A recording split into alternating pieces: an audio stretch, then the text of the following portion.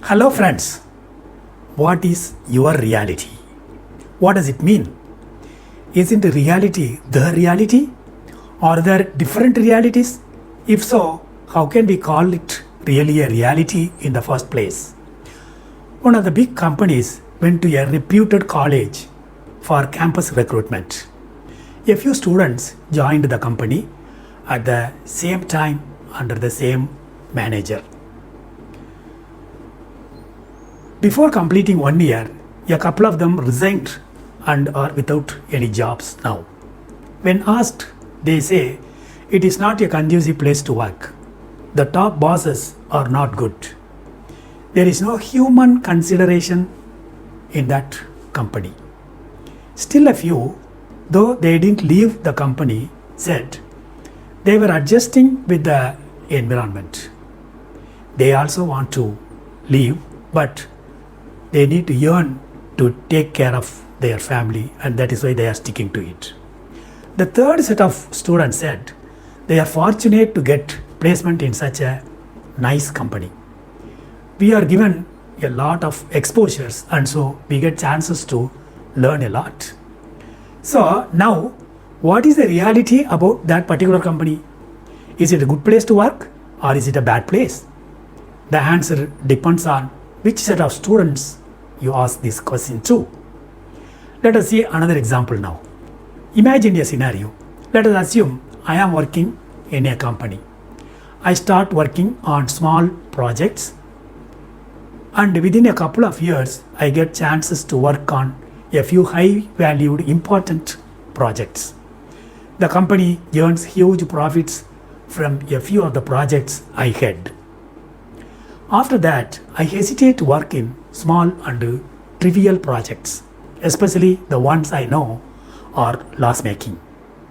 Whenever I am given some assignments on these small projects, I tell I don't have time, and they will be moved to someone else.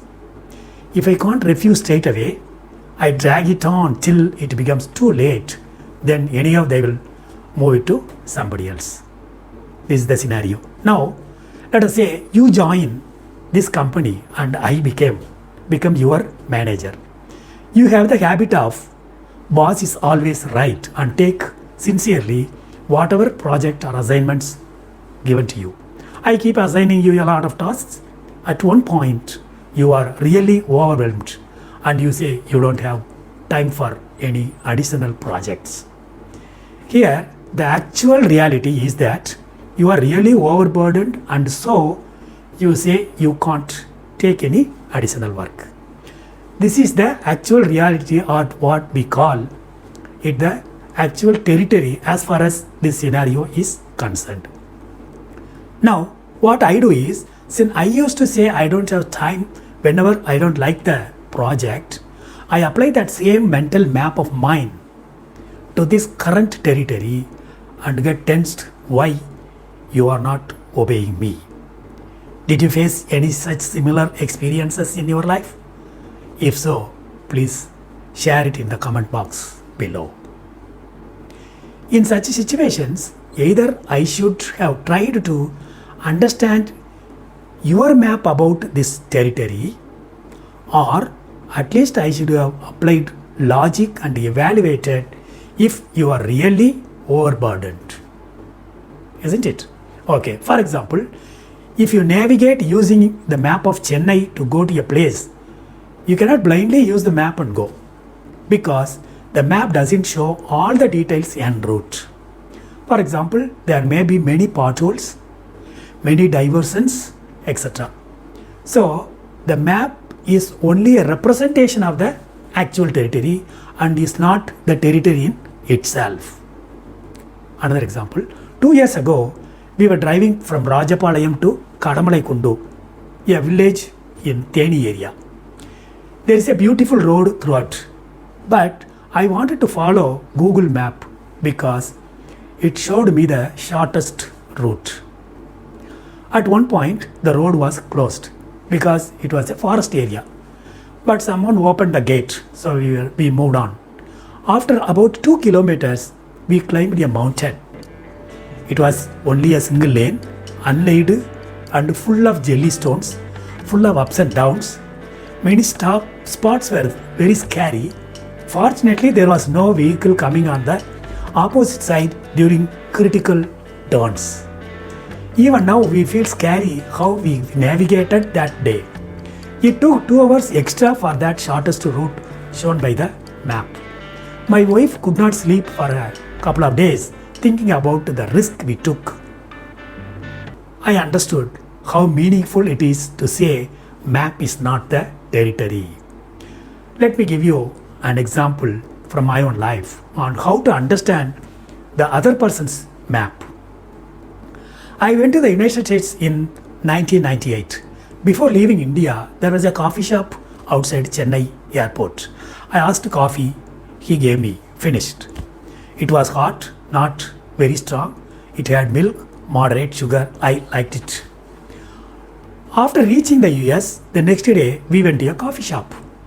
I ordered coffee as I used to do. She asked me hot or cold. I never thought then that coffee could be cold also. Anyhow, I said hot. She asked me small, regular or large. I preferred small. Then she asked me regular or decaf. I didn't know what decaf meant then. To be on the safer side, I said regular. She asked with milk or without milk. I couldn't think of coffee without milk. So I said with milk. She said regular or skimmed milk. I have been choosing regular to avoid getting any unexpected liquid from her.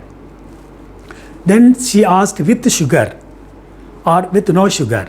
I said with sugar, and so on. And finally she finished asking all her questions. Then she prepared the coffee and gave me. Here what was happening? The coffee shop with so many options was the actual territory. I had in my mind my own map about what coffee meant to me. As an Indian, I know just by saying coffee, I meant it is regular, it should be hot, it should have milk and sugar. Here, to address the differences, she tried to understand my map by asking these questions and finally understood my map and gave what I thought was coffee for me. For example, without understanding my map, if she gave me cold decaf coffee without milk or sugar, which she liked, I would not have gone to that shop again. The next time I visited a coffee shop, I ordered a small hot regular coffee with regular milk and 2 sugars. Here what happens is, as she is trying to understand my map, I am also learning more about her territory. The next person in the queue may have an entirely different map about what coffee meant to him. So in life also, everyone is entitled to have his or her own map about a territory, and that is okay. It is our job to understand his or her own map to improve our communication with him and build a better rapport. In the same way, whenever conflicts occur in life, try to analyze from the other person's map of the world and explain your map so that he or she will understand what you want and why you want it that particular way. If you keep this map is not the territory as one of the basic assumptions or beliefs in relationship, you can always explore the map of the other persons and interpret a situation. This will make a difference in your life. Please comment, share and subscribe if you like this video. See you in the next video. Until then, bye bye.